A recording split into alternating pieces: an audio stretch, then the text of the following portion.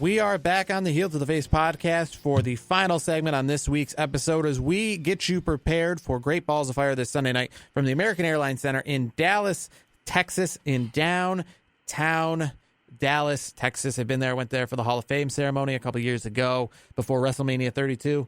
A nice little venue this week. It hosts a pay-per-view. It's actually hosted a few pay-per-views since its WrestleMania hosting about 2 years ago. And we're going to start with the kickoff show. It's going to be Neville versus Tozawa for the Cruiserweight Championship on the kickoff show. You know, I don't know why I couldn't find some time on the main card, but, you know, you got to have something on the kickoff show. I think for the most part, if, you know, a good kickoff show match, but I'm seeing Neville retaining here. What about you, Brandon? And yeah, there's the Neville's not losing this title. Not a chance. Paul? Yeah, I don't see Tozawa on the Neville level. I think they're going to continue to milk. Again, we said it before, and Brandon thought that, you know, that Neville's title reign was going to end. It did not. It's going to continue. This King of the Cruiserweights thing, I think it's going to last a very long time. I'm also going Neville just for the fact that, you know, they didn't have Austin Aries beat him. I don't think they're going to have Tozawa. I think this is one of those, you got to have him face somebody new. But, you know, I figure if he's going to lose it, it might be to somebody a little bit higher up there at SummerSlam. Not this Sunday, especially on the kickoff show. You got to give him better credit than that. So I'm going with Neville. So we move on to the main card. Enzo Amore versus Big Cass, the big split. I don't know how long they're going to be split for. You know, I don't see him split for too long, you know, because that's a big ticket tag team. But they're going to try to do what they did with the Hardy Boys, what they did with Edge and Christian, what they did with everybody, and split them up and have them face each other one-on-one. And they'll do it this Sunday. Who you got, Enzo Amore or Big Cass? I'm going Enzo Amore. I think I don't know. No one's giving everyone's giving Big Cass. That's a sure thing victory. I think Enzo's going to pull this out somehow. Who you got, Paul? Yeah, I'm going Enzo, and here's kind of my reasoning behind it. I think that Enzo, and to your point, Jared, is going to earn Big Cass's respect by beating him somehow, some way. He's going to find a way, and then Cass will be like, all right, maybe he isn't just the dead weight that I thought he was, and then they're able to come back. Kiss and make up a little bit. Yeah, to, you know, put some there, make Cass respect Enzo a little bit more, kind of maybe increase the bond of this tag team. Yeah, I could see that being a very good angle. I mean, that to you guys' point, I think that's if they go in that direction, if Enzo wins, I could see something like that happen. Obviously, if Big Cass wins, I don't think we're going to see the tag team together for a long time. You know, I'm going to say Big Cass wins this. I don't know why, but I have no reasoning behind it. You got to pick here. I'm going to say Big Cass. That'd be intriguing. Because, you know, it seems too easy to pick the favorite or the face, so I'm going to pick the heel. I'm taking Big Cass in this one. We move on to The Miz and Dean Ambrose for the IC title. We've seen this before. We're going to see it again. At Great Balls of Fire, Paul, we'll start with you. Who you got? I'm going to go with The Miz. I could see Dean Ambrose winning here, but I just think The Miz and this entire reign, the whole Maurice angle with this Dean Ambrose, they were able to make it a little fresher. I thought this was dead. I hope that this is the last one. They can move on to a new rivalry here, but I have The Miz pulling this one out. Yeah, I'm with you on that, Paul. I think with everything going on, the whole the Miz Taraj and all that stuff, it would just I think it'd be odd timing if he lost the title at this point. I think The Miz is going to keep the title a little bit longer than a lot of people expected. But this whole Miz Taraj thing, I mean, I think you should have someone holding the title with this whole Miz Taraj thing. So I go there. I'm going to go with Dean Ambrose, and the reason why is I think they're going to rematch at SummerSlam. The Miz is going to be the challenger, and there's going to be some sort of big stipulation, or not stipulation involved with the title, but in the match itself. So I think they're going to try to keep it a little fresh, kind of flip-flop the title back and forth. I'm going to go Dean Ambrose winning this Sunday. We move on to the Tag Team Championships. It's an Iron Man match. Iron Man match meaning 30-minute Iron Man match for the Raw Tag Team Championships. We've seen him in a cage match. We've seen him in a ladder match. Sheamus and Cesaro versus the Hardy Boys for the tag titles of Raw. Brandon, who you got? I go the Hardy Boys. I think they will get their titles back, and I think they will be. I just have to see the Hardys with the titles at SummerSlam. I think that's where it's going to go. Paul, what you got? I think Cesaro and Sheamus are going to carry this into SummerSlam, and then maybe we see the change back to the Hardy Boys or another tag team coming in and surprising everybody. I just think that the Cesaro-Sheamus thing, it's going very well. I kind of like, the arrogance. I like the demeanor of both of them, and I kind of like how WWE has packaged this. So give me Cesaro and Sheamus. I'm going to take Cesaro and Sheamus as well. I think they got a lot of momentum going right now. like I've said, we saw a Raw a few weeks ago that didn't have the Hardy Boys. Obviously, there was a reason involved, but I felt that we didn't have the Hardy Boys, but we couldn't not have Sheamus and Cesaro. I felt like they just feel like they should be on Raw every single week now. I like where they're going with them. They got a lot of momentum behind them. I'm taking Sheamus and Cesaro over the Hardys. Maybe against a new opponent in SummerSlam, that'll be seen. But Sheamus and Cesaro, I'm taking in the Iron Man match this Sunday. And they just feel like they have especially Cesaro has that body type, that wrestling style to last longer. He's not about high flying moves as much as the Hardy Boys are. He's more of a technical wrestler. So I could see him winning this match much easier. Obviously, it'll go down to 3 falls to 2 falls or something like that. But taking Sheamus and Cesaro. We move on to a non-title match, just a little new rivalry going on. Seth Rollins versus Bray Wyatt. This is one of those, you need the heavyweights to be involved, but they don't have championship matches, so they face each other. Seth Rollins versus Bray Wyatt. Paul, we'll start with you. Who you got? The thing that's kind of somewhat detracting is that Bray Wyatt's, overall record against Seth Rollins, and not only just Seth Rollins, but in these big-time matches, it seems like he's more talk than walk. And that kind of takes away from it. I think Seth Rollins wins this one. I don't see them flipping the script of what they've done with Bray Wyatt in his career. I go in the other direction, Paul. I think, to your point with Bray Wyatt's win-loss record not up to par, so to speak, I think this go around, I think Bray Wyatt pulls it off. I think he does beat Seth Rollins. I think they have to have Bray Wyatt win it. I'm not saying they will have Bray Wyatt win it, but like Paul said, I'm sick of this. He talks like he can beat everybody and he's the savior of WWE. Then he loses to everybody. So I think they have to have Bray Wyatt actually be able to back up what he says and get a victory and win a big match. So I'm gonna take Bray Wyatt this Sunday. I wouldn't be surprised though if it's Seth Rollins, but I'm gonna take Bray Wyatt as we move on to the Raw Women's Championship. The Raw Women's Champion Alexa Bliss defends her belt against Sasha Banks. Who you got in this one? We'll start with myself. I'm going to take Alexa Bliss, and here's why.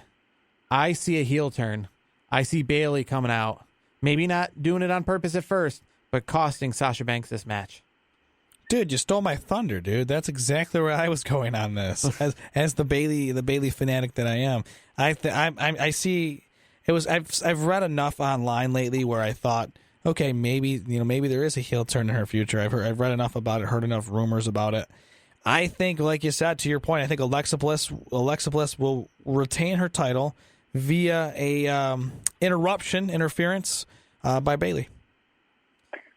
Yeah, guys, I thought personally, actually, we were going to see the Banks heel turn. I thought we were going to see her flip the script on Bayley, but now with Banks in the title picture, it makes more sense that Bayley would come in. I'm buying all the hype for Sasha Banks Bayley at SummerSlam. I'm definitely picking Alexa Bliss to win this one, and maybe a Bayley appearance in the mix. All right, we seem to be pretty unanimous on that decision. As we move on to the returning Braun Strowman, it was supposed to be at the last pay-per-view Extreme Rules. Makes more sense, obviously, if Roman Reigns took on Braun Strowman in an ambulance match at said pay-per-view. But Braun Strowman was out on injury, so now he is back, and they will have this ambulance match that we thought was going to happen a few months ago. It'll take place at Great Balls of Fire this Sunday night. Roman Reigns, Braun Strowman. Brandon, who you got?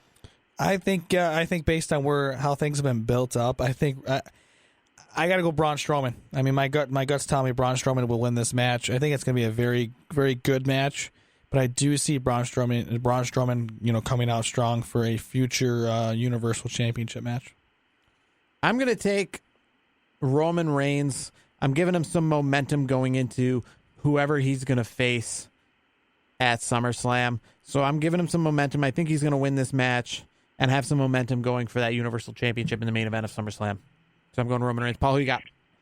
Man, I'm the tiebreaker. I'm a little split because I believe what Jarod's saying, that's kind of my gut, is that they're going to give Roman Reigns some momentum heading into SummerSlam. But at the same time, Braun Strowman trying to get closure against Reigns. You would think that he'd want to close out on a win and then build him off in his own direction. But I'm going to stick to my gut here. I'm going to go Roman Reigns. I ultimately think the momentum for a Lesnar-Roman Reigns SummerSlam just seems too tasty. So we move on to the main event. Brock Lesnar, he's back for the first time since WrestleMania, defending his Universal Championship that he won against Goldberg at WrestleMania. Takes on the number one contender, Samoa Joe. Paul, we'll start with you. Who you got? I've loved the build-up of this, and, Samoa Joe, we talked about it. There's a chance that Samoa Joe would look like a pansy and get thrown around by Brock Lesnar. I think Samoa Joe is going to have a very good showing.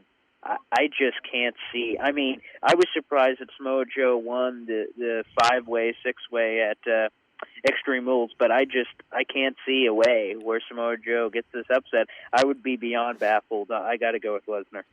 Yeah, I second that. I see Brock Lesnar pulling this out. The way to really build SummerSlam, I think you got to keep Brock Lesnar, the big name for one of the bigger pay-per-views of the year. Keep the title on him and hype it up. Maybe another match, maybe a match with I don't know who they're going to pick at this point. It could be It could be the winner of that Roman Reigns Braun Strowman thing. That's where I could see it going. But I think Samoa Joe, to your point, Paul, I think he's going to do a great job. He's going to take it to Brock. You're going to see a couple. I would say a handful of near falls where you're like, oh, maybe Samoa Joe's got this. But I do think Brock Lesnar comes out on top. Yeah, this is like the Golden State Warriors in the first round of the NBA playoffs. It's kind of seems like equal competition, but at the same time, it's not just that. This is a dominating performance by Brock Lesnar from WWE's perspective.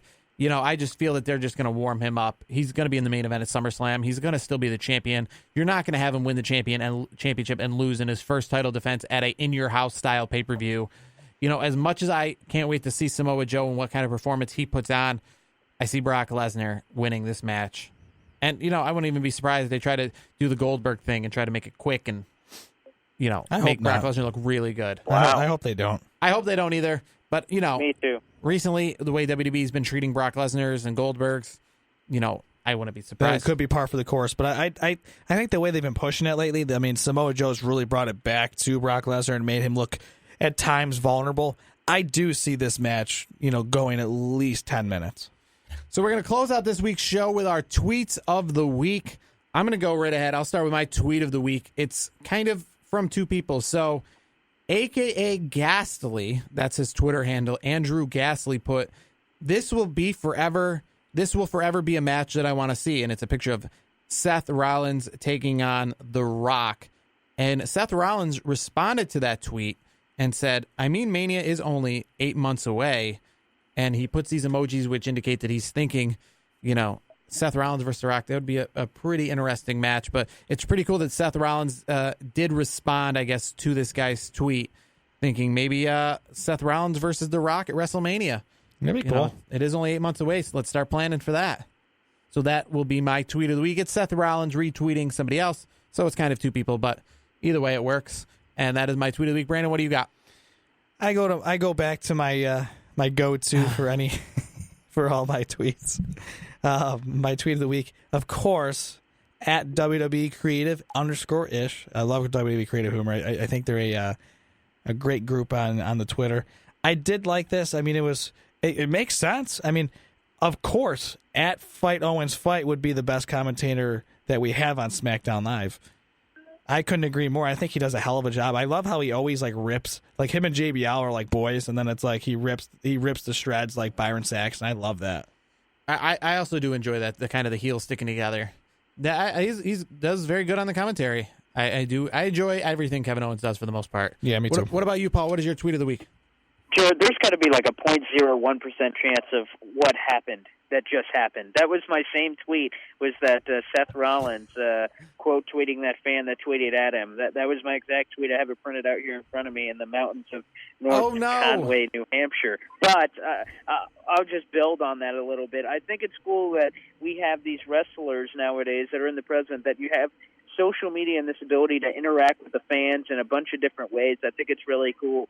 And, just speaking of The Rock and making that a conversation and this podcast, I think they're going to continue to milk The Rock and keep bringing him back for WrestleManias, whether one year he's hosting, one year he does a thing with Ronda Rousey, which I believe was the same year, and then you had that in the Texas Stadium, which was actually, those were different. But I just think it's interesting that, The Rock and Seth Rollins and all these different combinations of present superstars that they have. I'd love to see Seth Rollins versus The Rock. I'd love to see that kind of matchup. Maybe that would be something cool we could see. 8 months away. So me and Paul will tag team this week and join together for our tweets of the week. Brandon's got his own tweet of the week. So essentially, between the three of us, we have 2 tweets of the week. But, hey, it doesn't matter. It works out all the same in the end. And what will be doing is joining you next week for another episode of the Heel to the Face podcast. We will talk everything that is Great Balls of Fire, Raw, SmackDown.